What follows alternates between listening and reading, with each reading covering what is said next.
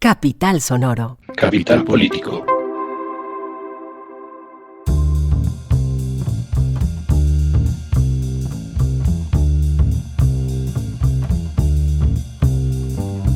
Capital Político es un podcast que semana tras semana, 2 veces a la semana, se ocupa de las noticias más importantes de Colombia, Bogotá y el mundo. Yo soy Santiago Rivas y el temario para este episodio de comienzo de semana es el siguiente. Vamos a empezar haciendo un repaso por varios temas de el acontecer noticioso nacional, en donde vamos a revisar el Congreso, la paz total y los obstáculos que va a tener, y de hecho la paz total termina siendo el tema general, porque después tenemos una entrevista acerca de los avances que se han hecho y los retos que presenta las negociaciones con el ELN, que son la parte de la paz total que avanza, y por el otro lado la situación en el Cauca, que son la parte de la paz total que no avanza. Entonces, pues bueno, empecemos a deshilachar esta madeja.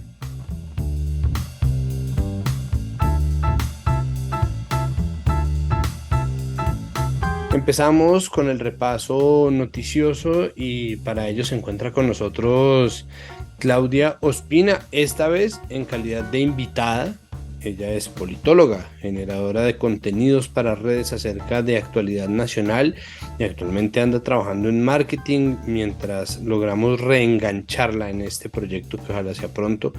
Pero por lo pronto, pues bueno, aquí está con nosotros hablando de noticias. Claudia, bienvenida una vez más al que sigue siendo su podcast. Gracias, Santiago, ¿cómo estás? Y qué chévere volver a estar en este espacio contigo. Vamos a empezar por el tema básico, que era pues nuestro tema recurrente, y es el Congreso. Finalmente empezaron las sesiones ordinarias del Congreso. Eso quiere decir que oficialmente la legislatura empezó el 16 de marzo, eso es el jueves de la semana pasada, pero llevábamos con el Congreso activo desde hacía rato, ¿o me equivoco? Sí, Santiago, efectivamente desde el 7 de febrero estábamos en sesiones extraordinarias. Eso significa que el presidente pide al Congreso que sesionen en las fechas que son, tal cual dice su nombre, extraordinarias, fuera de lo que es la legislatura normal, para, casi siempre el propósito es llegar a hacer debates de manera mucho más rápida, lograr que los proyectos que se tienen desde el gobierno especialmente avancen, porque las legislaturas tienen unos tiempos fijos según el tipo de proyecto. No se avanzó casi nada, entonces eso hace que este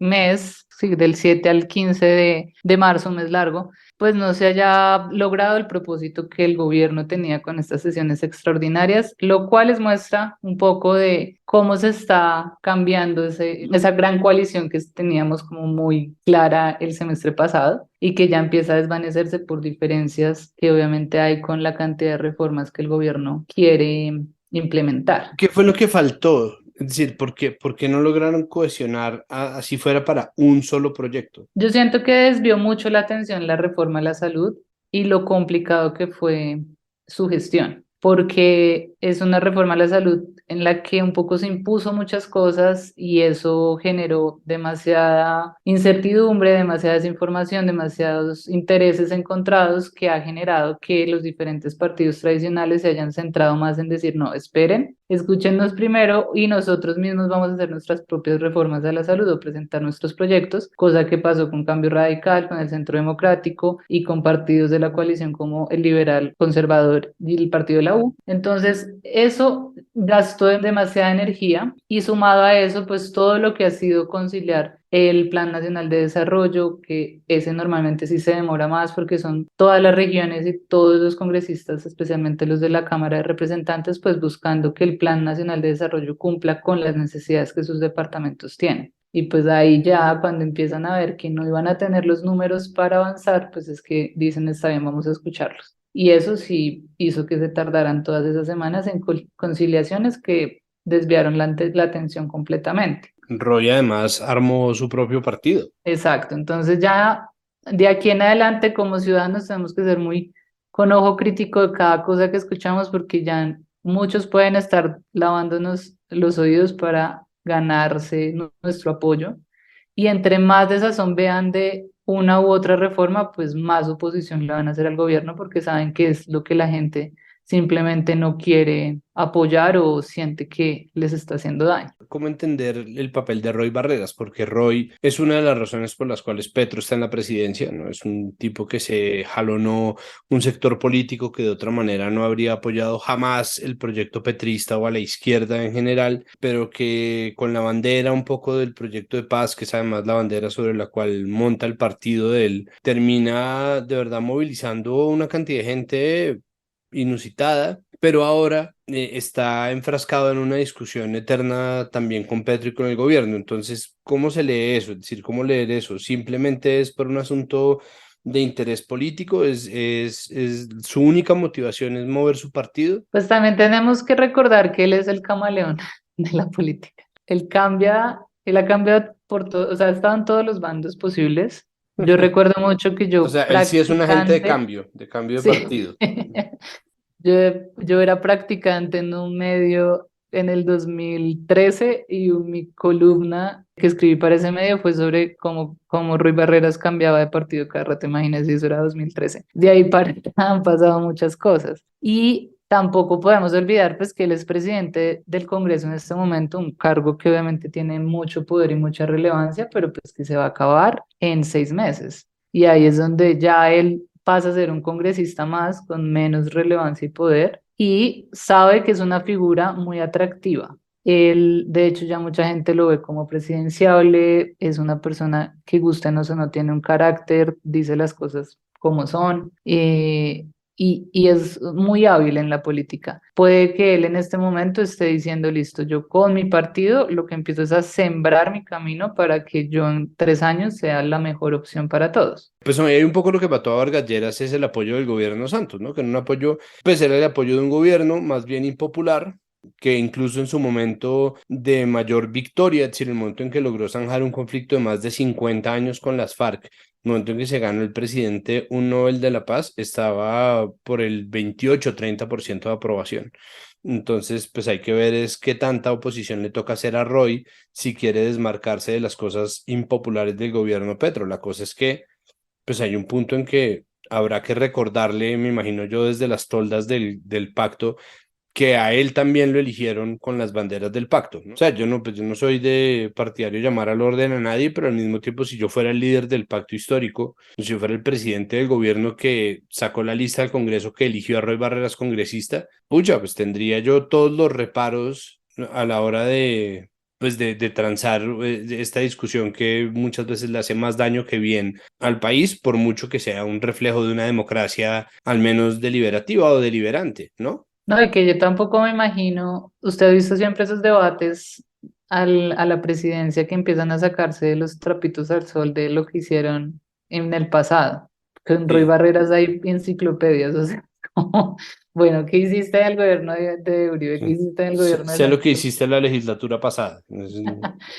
Cuando eras liberal, cuando fuiste uribista, cuando fuiste santista, cuando fuiste petrista. Es Total. como, de verdad, ha pasado por todo. Entonces, pues sí, a esperar, pero si es una figura fuerte que si llega a perderse desde el pacto, independientemente de lo reprochable que pueda hacer, pues sí va a hacer daño porque bien o mal él ha logrado que ese Congreso tenga un orden bajo los lineamientos y expectativas que tiene el gobierno. Entonces, si llegan a perderlo como un gran aliado, pues sí puede verse mucho más afectada pues este interés que tienen de pasar todas estas reformas. Bueno, pues esperemos a ver. Para terminar el asunto del Congreso, la reforma laboral parece estar en un mucho mejor ambiente que la reforma a la salud. Es decir, hay objeciones, ha habido obviamente 700 hilos de Twitter y imprecaciones de un lado, imprecaciones del otro. Alguien salió a acusar a la ministra comunista ignorando que pues la ministra de Trabajo viene del Partido Comunista, es decir, no es algo que vaya a hacerle mucha mella en su carrera política. Y un poco así ha escurrido, pero no ha sido una cosa como la reforma a la salud que tuvo portada de semana, más o menos a las 2 semanas de instalado el gobierno Petro, que ha tenido, ¿no? Yo no sé si es lobby, yo no sé si es de verdad temor, ¿no? ¿Qué pasa? ¿Por qué la reforma laboral está un poco más o un poco mejor posicionada dentro de la opinión pública? Yo siento que este es como de esas reformas que sí van muy en contra de, y siempre está ese discurso, ¿no? De lo que nos dejó Uribe y las horas extra y bueno, como todo ese discurso. Entonces este sí es como volver a darle garantías y derechos a los trabajadores. ¿Qué diferencia hay súper clara con lo que pasó en la reforma a la salud? Que es en esta reforma sí se hizo un trabajo con todos los sectores implicados. ¿Cuáles? El gobierno, los sindicatos y los empresarios, tanto micro como macro. Y la ventaja acá es que esto permite que las personas se sientan escuchadas desde su sector y que hayan notado que dentro de la reforma algunas de las cosas que ellos planteaban pues se vieron incluidas. No todas, no todo es perfecto, pero por lo menos hubo un trabajo común entre todas las personas implicadas, cosa que con la reforma a la salud fue, nos vamos a ir contra la CPS porque sí, y después les tocó bajarse porque obviamente no iba a ser tan fácil. Y los de la EPS, pues los de las CPS diciendo nunca nos escucharon, nunca nos tuvieron en cuenta, no hubo una socialización. Entonces en esto sí hay que felicitar muchísimo a la ministra de Trabajo, Gloria Inés Ramírez, porque la verdad pues demostró que esto fue como un trabajo en conjunto que sí va a permitir que aunque vaya a haber un montón de debate y cosas polémicas por resolver, seguro va a tener un camino mucho más fácil. Pues no hay una sola reforma con la que todo el mundo vaya a estar de acuerdo, ¿no? Como que pretender que vaya a haber algún tipo de acuerdo universal o algún tipo de reforma en donde la gente de una vaya a salir a decir, no, marica, esta tiene a todo el país contento, pues eso obviamente es desconocer cómo funciona una democracia que debe por su propia salud ser una democracia en constante debate. Sí, y tal cual lo que usted dice, por ejemplo, Fenalco salió a decir que esta reforma no le daba respuesta y creo que ha sido las críticas más fuertes. Sienten que es una reforma que le da muchas garantías a quienes tienen empleo, pero no da las herramientas para la gente que no, que está desempleado de manera, o está trabajando de manera informal, porque obviamente el discurso va muy encaminado a esto es más caro para el empleador. Entonces, la posibilidad de que corten el personal, de que dejen de contratar, etcétera, pues es mucho más alta. Estos son reformas progresivas, o sea, esto no es como que mañana ya cambió todo. No existe ninguna evidencia, y esto es algo que se ha estudiado globalmente, de que abaratar la creación de empleo facilite la creación de empleo o propicie o efectivamente repercuta de manera positiva en la generación de empleo. Hasta el punto en que el mismísimo Alberto Carrasquilla, siendo ministro de Hacienda, no de Uribe, pero sí de Iván Duque, salió a decir y fue un titular de portafolio que no sabían qué hacer con el empleo porque no les estaba funcionando. Entonces, Fenalco puede salir a decir 700 veces que es que les están volviendo muy caro generar empleo, pero cuando ha sido barato tampoco lo han generado. Entonces creo que vale la pena dejar esa punta ahí porque está claro, estudiado, o sea, eso ya se ha visto desde observatorios globales económicos y un montón de gente que se ha preguntado precisamente por lo mismo, quiso resolverlo y no pudo resolver el asunto de cómo se genera empleo, abaratando la creación de empleo. Entonces, creo que esa excusa un poco se les va a agotar. Hay que ver obviamente cuáles son los efectos de esa reforma, pero al mismo tiempo pues hay una fuerza laboral que está ahí porque es necesaria para las empresas, no que está ahí simplemente porque era barato y la gente dijo, ay, hombre, siendo que están en descuento los empleados porque no conseguimos unos cinco más, ¿no? Perdón, yo como... Dicho esto, pasemos a la siguiente nota, pues que es un tema larguísimo, pero que vamos a saltar como una piedra haciendo paniquecito en una laguna y es la paz total, que está haciendo un rollo, un poco combinando el tema Congreso con el tema paz total, pues empezamos con que Iván Cepeda, que fue uno de los redactores de la actualmente polémica ley de sometimiento que tiene una pelotera, pues no una pelotera, pero sí una discusión en público con dardos para un lado y para el otro entre el presidente y el fiscal general, dijo que iba a citar a debate de control político al alto comisionado de paz Danilo Rueda.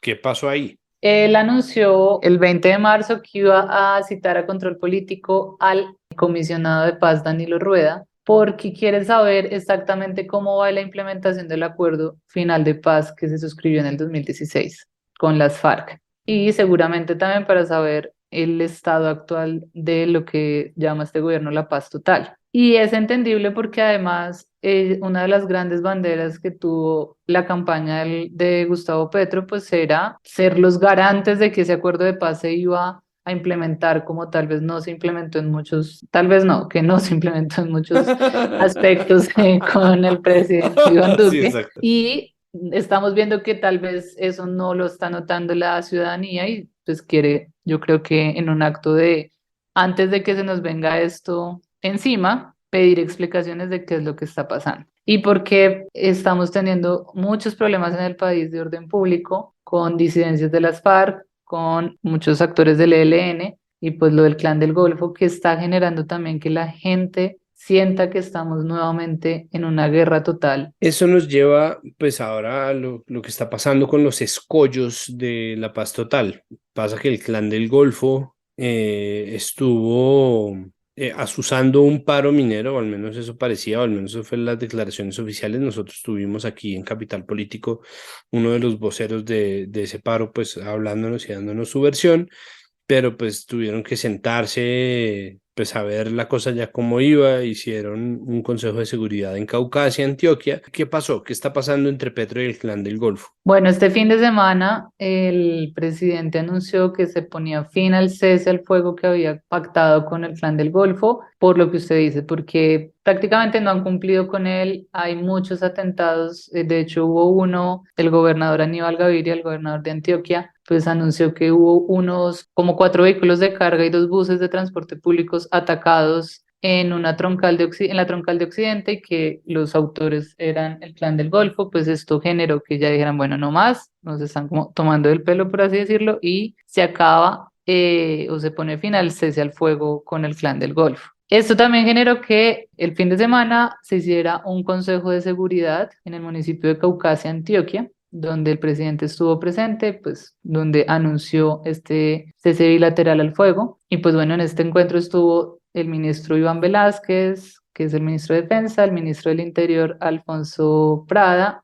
y pues el gobernador de Antioquia, Aníbal Gaviria, que es pues el que más ha salido a manifestar estas preocupaciones, donde efectivamente, como le decía antes, la gente, especialmente en el departamento de Antioquia, está sintiendo nuevamente el miedo, la zozobra y la guerra, debido pues a que los actores ilegales siguen perpetuando a la población y pues afectando obviamente con todo lo que tal vez en anteriores gobiernos se estaba buscando, que era una paz en esos territorios. Entonces, pues apoyo obviamente también que esto acabe y que se ponga orden, que eso también eso es otro tema, ¿no? Como que la gente siente que las fuerzas militares han perdido poder con el gobierno de Petro por la diferencia de trato, de diálogo que hay, la percepción que tiene la gente ya frente, usted sabe que en el 2021 y en el 2019, pues como que se volvió una guerra entre los que salían a manifestar y la fuerza pública.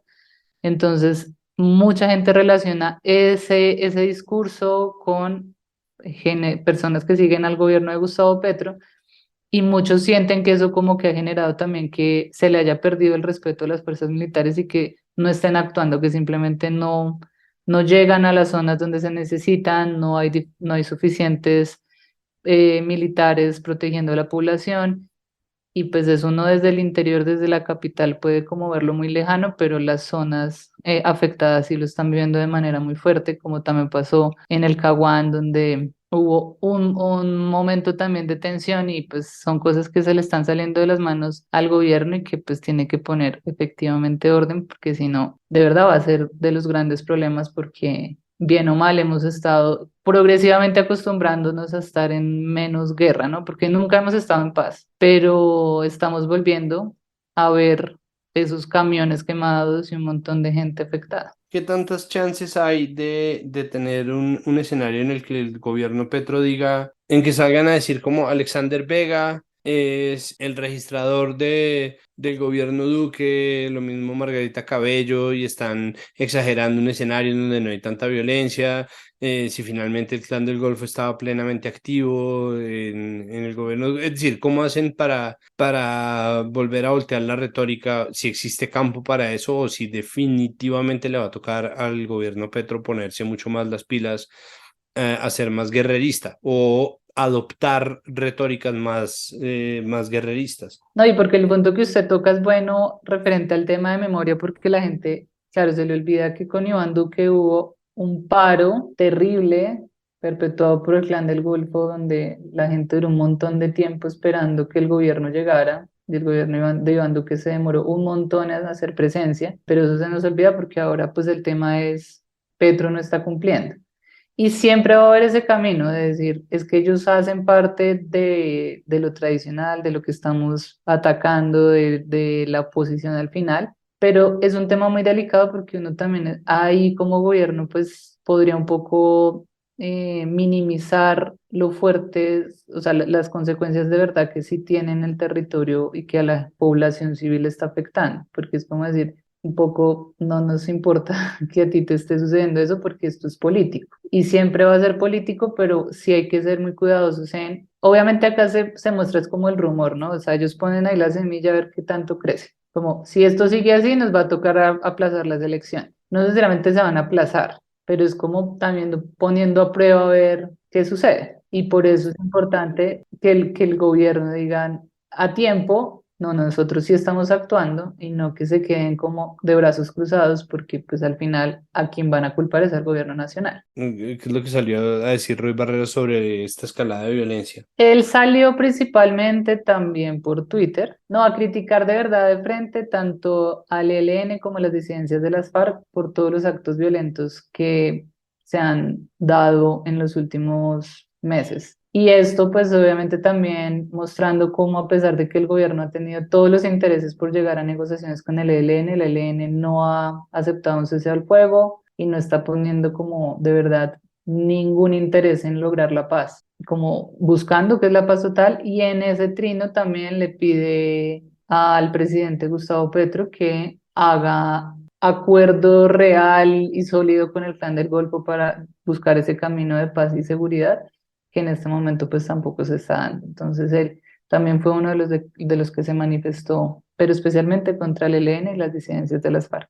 El ELN, sin embargo, entregó un avance, es decir, se acordó la agenda, se firmó lo que se llamó, lo que se llama ahora el Acuerdo de México, en donde se estipula finalmente una agenda para seguir con las negociaciones. Las disidencias de las FARC, en cambio, pues son quienes más números están entregando. Digo, el ELN no ha mostrado voluntad. Esto fue, de hecho, un problema con el gobierno Santos también, que el ELN no quiso hacer negociación en medio del cese al fuego, que es, pues tras haberlo hecho con las FARC se entendía como una especie de éxito de los equipos negociadores que quisieron replicar. Bueno, vamos a ver si eso se surte de alguna manera.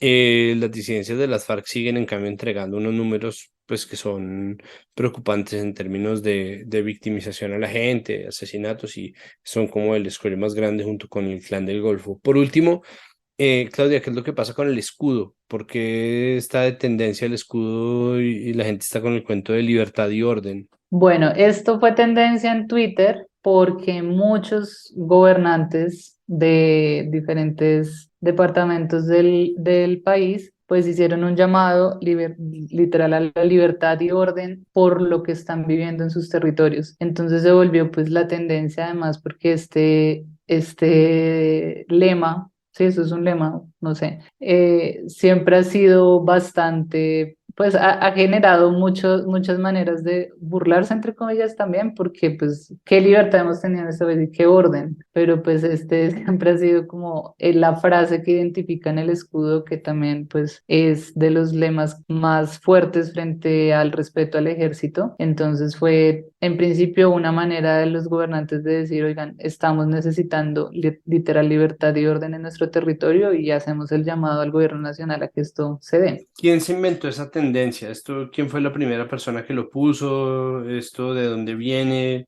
¿Ha calado, no ha calado? ¿Cómo ha sido la cosa? Pues los que empezaron fueron gobernadores desde el Guaviare hasta San Andrés, diferentes personas de los gobiernos territoriales, pero sí se desvía la conversación también hacia hablar como tal del escudo y del valor de esas palabras. Entonces terminó volviéndose tendencias porque todos sinceramente tenemos mucho que opinar sobre el escudo, que no sé, pues no a todos nos gusta o no necesariamente nos representa. Sí, pues ahí sí, y para terminar, yo solamente quisiera traer a colación lo que escribió en el libreto de los puros criollos sobre el escudo Néstor Oliveros, Y es una frase que me parece muy acertada, sé que obviamente puede parecer súper ofensiva a algunas personas, pero los símbolos patrios, más allá de la representatividad o no, o sea, y pensando, por ejemplo, en la cantidad de gente que en la legislatura, en cada legislatura, sale a decir que deberíamos cambiar esto o aquello, ¿no? Lo que dicen Néstor Oliveros es que los símbolos patrios son como la mamá de uno, que si uno piensa que la mamá de uno es fea, uno no le paga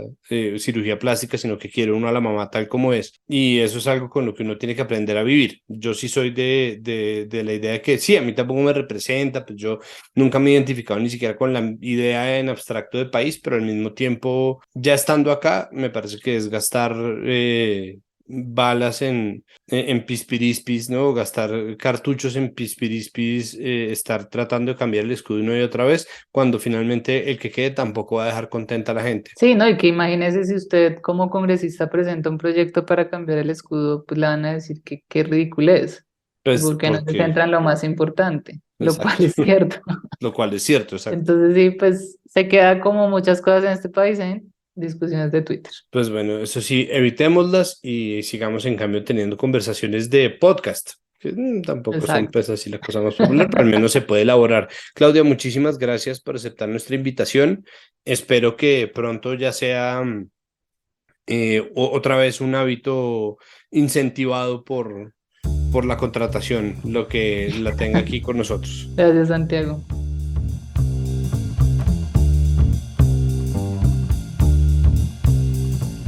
Como una especie de coda al repaso del acontecer político que estamos haciendo en este episodio, hay un tema que reapareció gracias al trabajo de varias salas de redacción que salió publicado, específicamente lo que nosotros leímos, salió publicado en El Espectador y es un hallazgo bien interesante. Yo no sé si ustedes recuerden que hace unos meses, el año pasado, se escapó Matamba, un miembro del Clan del Golfo, el Clan del Golfo que lo hemos tenido muy inventado últimamente por el asunto pues del paro minero, de la paz total, de un montón de temas que hemos tratado acá. El caso es que encontraron que hay una organización criminal completa detrás de la fuga de Matamba. Para tratar de entender este tema, conseguimos a alguien que se animó a hablarnos. Es un tema delicado y escabroso y por lo tanto vamos a proteger la identidad de quien nos habla hoy. Bienvenida a Capital Político, muchísimas gracias por estar acá. Santiago, muchas gracias por la invitación. Bueno,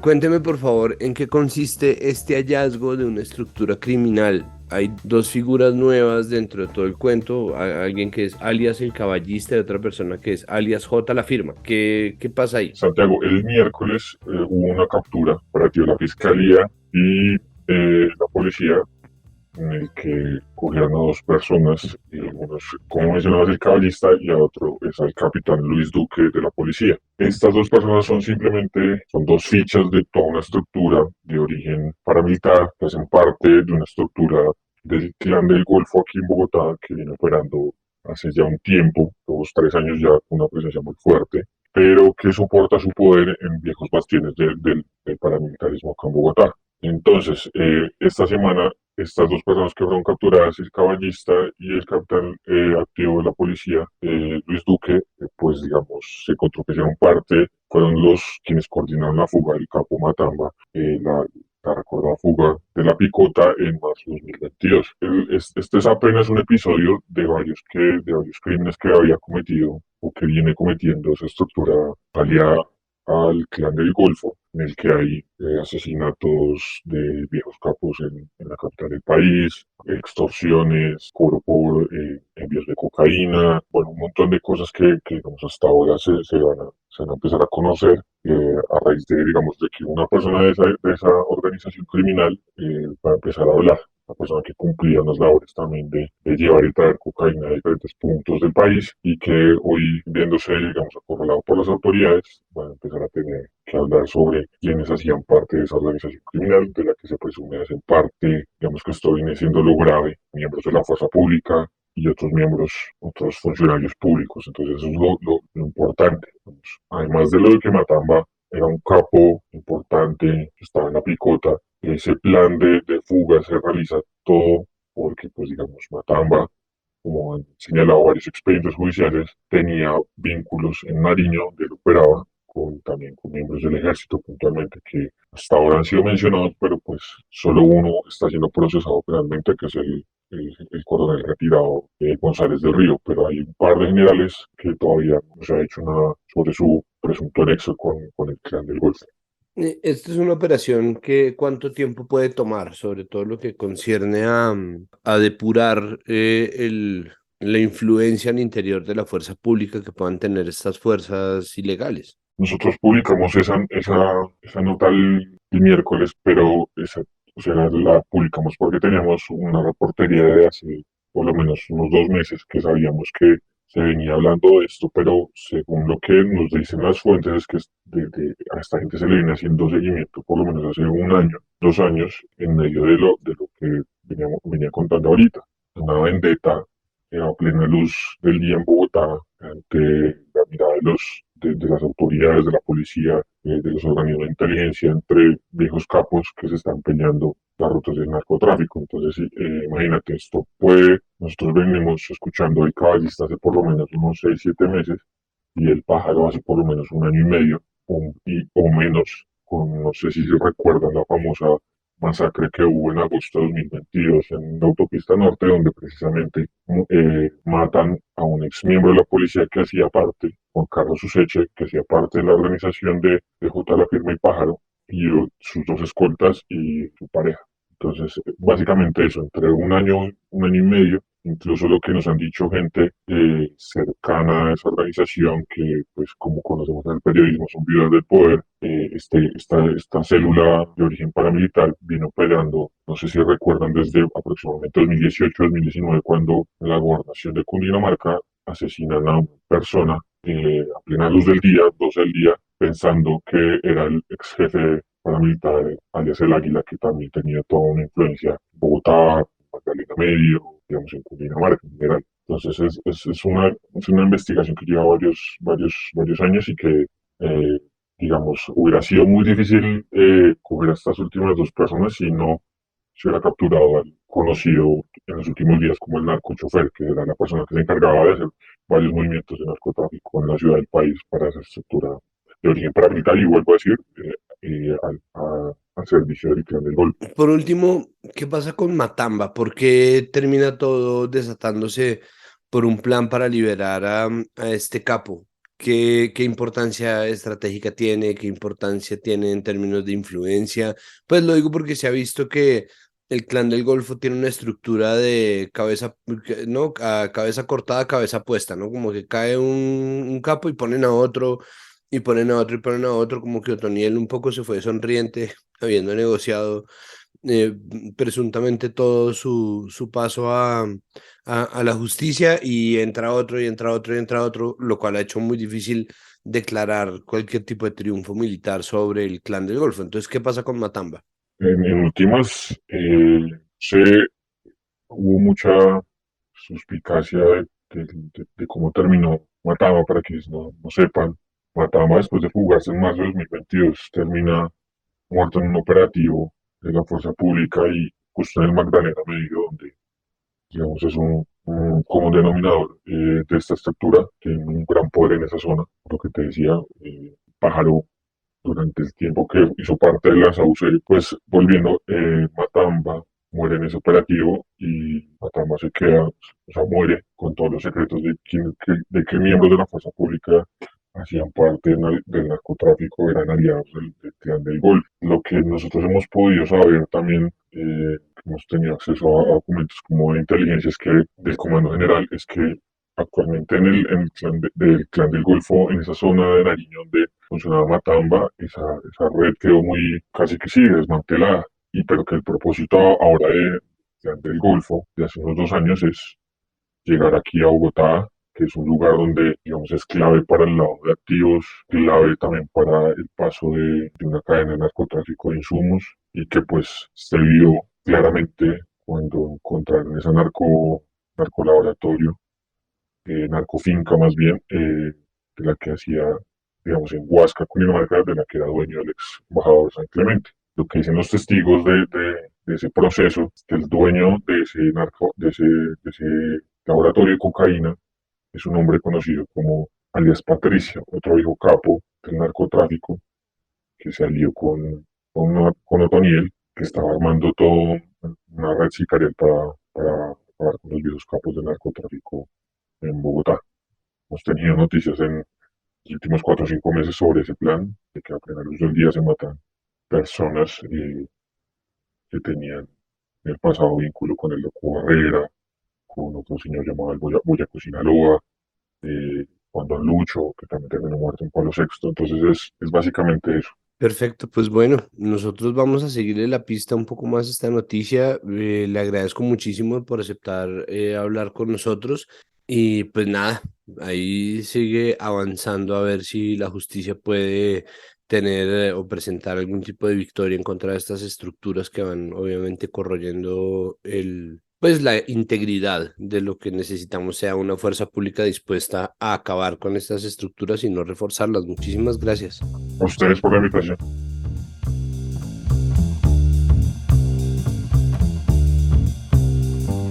Nuestro siguiente tema involucra el departamento del Cauca, que es uno de los nudos en el mapa que tiene el conflicto o los muchos conflictos que se cruzan, se encuentran, se enfrentan y se involucran en la geografía colombiana. El departamento del Cauca, que tiene la cualidad de ser un departamento sumamente diverso en términos de etnicidad de las poblaciones indígenas y afrocolombianas que viven ahí, pero además de ser uno de los centros por parte del despojo blanco, que es histórico y que tiene además, pues que data desde hace, pues desde el comienzo de Colombia como república, incluso antes, que tiene una agricultura prolífica, pero un montón de economías ilegales, que tiene costa, que tiene salida al mar, mejor dicho.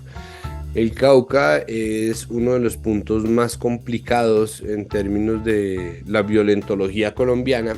Y en esta última semana la cosa se ha puesto muy brava, tanto en el norte como en el sur del Cauca.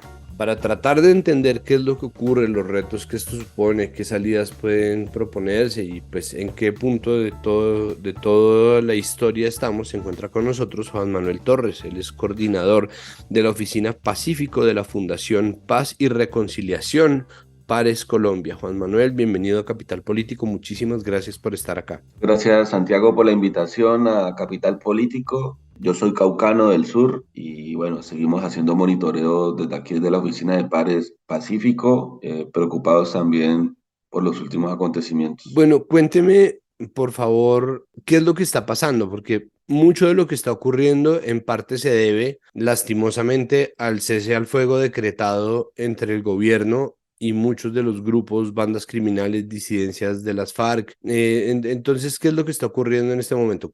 ¿Cuáles son los agentes involucrados en estas escenas de violencia, en estos episodios de violencia? Sí, Santiago, creo que hiciste una buena lectura al decir que el Cauca es un nudo y reconocer la diversidad. Siempre les he dicho que hay varios Caucas en el medio de un Cauca. O sea, sí se puede sacar ese sustrato para hablar del Cauca, pero hay que reconocer que es un departamento también de sus regiones. No ha trascendido gran cosa sobre lo que sucede en los últimos meses. Costa Pacífica Caucana, que está bien delicada, pero sí, efectivamente, los municipios del norte, el oriente caucano y el sur son los que se resaltan como los más afectados en estos últimos tiempos. Efectivamente, el cese al fuego bilateral no es que haya causado lo que se está viviendo, pero sí trascendieron otros aspectos que antes no se veían tan de frente y fueron las imágenes, por ejemplo, que tuvimos en Balboa, Cauca, en plena celebración de carnavales en enero, que el Frente Carlos Patiño, con camuflados y fusiles, recorrieron las calles y patrullaron a pocos metros de la misma policía. eh, el ejército no actuó, no dijo nada y esto espantó la población.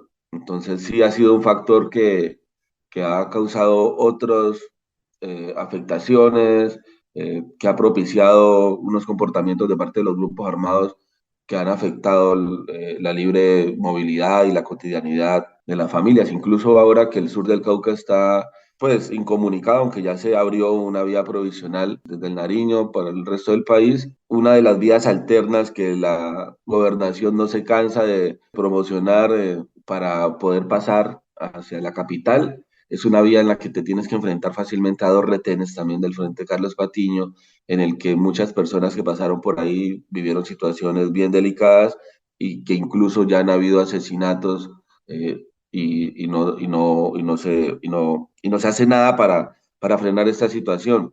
Entonces, en este nudo de problemas, han proliferado en este periodo del posacuerdo muchos grupos nuevos que se hacen llamar, por ejemplo, de Comando Coordinador de Occidente, la verdadera resistencia de las FARC, esta línea de Gentil Duarte y Iván Mordisco, que desde el Cauca ya tiene 8 estructuras.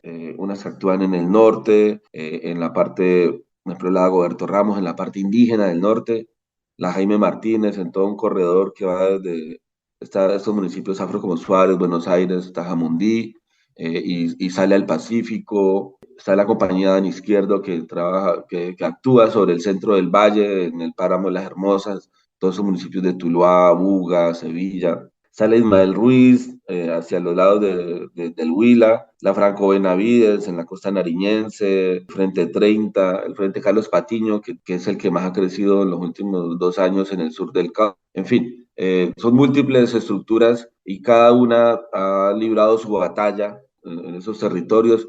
El Frente Carlos Patiño contra comunidades colonas, campesinas, campesinos cocaleros en el sur del Cauca, la Jaime Martínez en esos territorios afro y la Goberto Ramos desde hace varios años que inició su actuar, ha venido también con una guerra directa contra el movimiento indígena Santiago y que nos ha llevado a situaciones lamentables de muchas autoridades asesinadas, gente de la Guardia Indígena. Recordemos el caso de Cristina Bautista, que fue asesinada saliendo de Tacuelló, en Toribío, junto a otros 4 indígenas, una autoridad, una Nehuesh de Tacuelló. Y ahora, pues el municipio que enciende las alarmas es el municipio de Caldono. Se ve en una confrontación directa contra el movimiento indígena, contra la Guardia, con la Goberto Ramos, y también conocemos que en este municipio ha venido tomando mucha fuerza el ELN. Entonces, son múltiples las situaciones, combates que se han visto y también amedrentando el movimiento indígena y pues, situaciones como la que vivimos hace 2 días en la que una autoridad, actual concejal del municipio, fue retenido y posteriormente asesinado, se presume por la Goberto Ramos. Aquí había bajado un poco, fue mucho al inicio, hace unos 5 años, que se veía la Goberto Ramos contra el movimiento indígena, disparándole a la guardia. Ahora ellos han tomado un control casi absoluto, conocemos de imágenes y situaciones vivido en los que ellos hacen control del tránsito, control de los establecimientos públicos, hasta qué horas te puedes mover, hasta qué horas puedes tomar, hacen requisas en la cabecera municipal y pues la policía simplemente está refugiada en sus cuarteles porque cada rato también se ven acosados por hostigamientos. Es esta misma Goberto la que ha tenido estas confrontaciones directas con el movimiento indígena y que ahora, pues en Caldono, por lo que hemos podido conocer, fueron los causantes de esta situación que tiene en alerta a este territorio del Satcamaquihue. ¿Por qué esta falta de respuesta por parte de la fuerza pública, por parte del Estado, se debe a un asunto de estar maniatado por las conversaciones que están tratando de adelantar con estos grupos violentos? ¿O se trata de una, no sé, necesidad estratégica de algún tipo? ¿Se debe a falta de voluntad política ya pura y dura? Explíqueme un poco esto, porque parece que no existe una respuesta por parte del Estado, mientras que estas fuerzas ilegales se ensañan contra la población. Aquí hay por lo menos 3 cosas, Santiago. Uno es que la fuerza pública ha carecido de estrategia en los últimos años. El Cauca puede ser uno de los departamentos con más militares por persona y han carecido de estrategia, una estrategia clara de seguridad, y eso se vivió en el gobierno Duque. Ahora con el gobierno Petro hay municipios que han respaldado más del 90% este actual gobierno, que de una manera sienten que no han sido, eh, pues ese respaldo que le dieron a este gobierno alternativo no se ha correspondido con acciones, con estrategias que les ayuden a mejorar su vida. Y el ejército, principalmente, también hemos visto que ha sido un actuar más reactivo, de proteger algunos intereses estratégicos, de asentarse sobre las vías, y, pero no con un rumbo estratégico también que acerque las comunidades. Porque en el proceso de paz, el proceso más importante que la firma incluso Santiago, con las FARC, con las antiguas FARC, se vivieron momentos. O sea, hubo 2 años, una ventana de 2 años en la que se respiró la tranquilidad, en el que se veía que por ahí iba a ser la paz. Sin embargo, se deterioró muy rápidamente después de la firma de los acuerdos, y el acercamiento que se logró entre la ciudadanía, entre estos campesinos, entre los indígenas, las poblaciones negras, con el Estado, vía también la fuerza pública. Esa confianza se rompió al no implementar debidamente estos acuerdos de paz, y se perdieron muchas oportunidades y se rompieron también muchas confianzas. El ejército, la presencia no es garantía, sobre todo por los antecedentes que hay en violación de derechos humanos, del derecho internacional humanitario, y porque a veces se traslapa con zonas en las que ejerce control poblaciones campesinas o la guardia indígena, para el caso que estamos conversando, no, y aunque hay una variación con un enfoque de derechos humanos ahora, sin embargo, siempre han sido más las imágenes de confrontación, y por eso hemos visto en reiteradas ocasiones que indígenas y campesinos, incluso esta población afro, retiran de sus territorios al ejército, porque en el fondo no hay una ruta estratégica para controlar el actuar de los grupos armados. Ahora se han enfocado más en controles disuasivos o en atacar las fuentes de las economías ilegales que se mueven en el departamento del Cauca. ¿Cuál sería el plan de acción recomendado? ¿Qué cree usted que el Estado tiene que empezar a hacer o dónde tiene que ponerse pues la primera columna de esta estructura para un poco desarticular esta violencia en el Cauca? ¿No? Y no dejar que además sea una excusa o sea la punta de lanza de un discurso que atente contra el objetivo de la paz total. En uno de los puntos del acuerdo que se firmó con la antigua FARC se hablaba del desmantelamiento de estructuras criminales y de grupos armados. Por el contrario, en el Cauca lo que han hecho es proliferar. Así como en los antiguos frentes, ahora hay frentes, compañías, columnas móviles, y el ELN se reactivó en municipios en los que incluso ni estaba fuerte su injerencia. Entonces no se cumplió esa promesa de desmantelar las estructuras armadas. En estos escenarios de diálogo, siento que ha faltado una posición más contundente por parte del comisionado de paz, Danilo Rueda, para que se hagan pues verificaciones concretas sobre el actuar de los grupos armados que por el contrario han aprovechado ese momento para expandir sus acciones, sobre todo contra la sociedad civil y las comunidades étnicas. Entonces, si desde la mesa no se empiezan a dar mensajes contundentes que llamen la atención sobre estas violaciones, a un mal estructurado cese bilateral, desde la Fundación Pares hemos recomendado que se tiene que avanzar es en ceses de hostilidades, y sobre todo que no se ponga a la población civil en el medio de sus acciones. Esos llamados no se dan, se tramitan a su manera por parte de estas oficinas, y no vemos que de alguna manera se pueda llamar la atención sobre estos grupos, si es que de verdad, así como lo anunciaron, el Estado Mayor Central entra ya en una fase de negociación. Están por anunciar quiénes van a ser los negociadores. Se dijo que van a ser en Colombia, que van a haber unas zonas especiales de paz, en fin.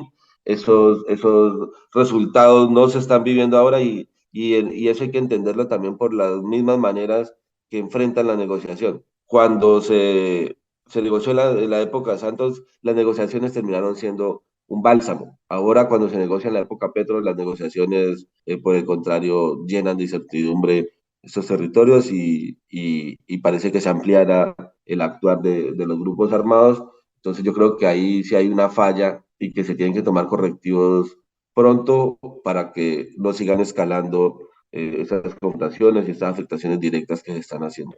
Pues Juan Manuel, le agradezco muchísimo que haya aceptado nuestra invitación. Vamos nosotros a seguir pendientes. Si usted me acepta esa invitación, volveremos a hablar. Ojalá que alguien ponga atención a estos reclamos y pueda un poco corregir el rumbo de lo que está finalmente haciéndole daño a la gente, que es quien debería, o sea, que es ese grupo abstracto y gigante que debería estar como objetivo primordial de cualquier estrategia de paz. No, Santiago, a ti por la preocupación, por esa lectura que tienes del Cauca y que hay que proteger las poblaciones que son las que han resistido, le han puesto el pecho, pero que también han sido las que se han visto más afectadas y que en este momento están en una alerta. Y creo que también la sociedad civil siempre tiene que voltear a ver al Cauca, no de una mirada estigmatizante, generalizadora, sino comprendiendo la complejidad de ese territorio en el que se explican gran parte de las situaciones, causas y consecuencias de esta violencia de tan...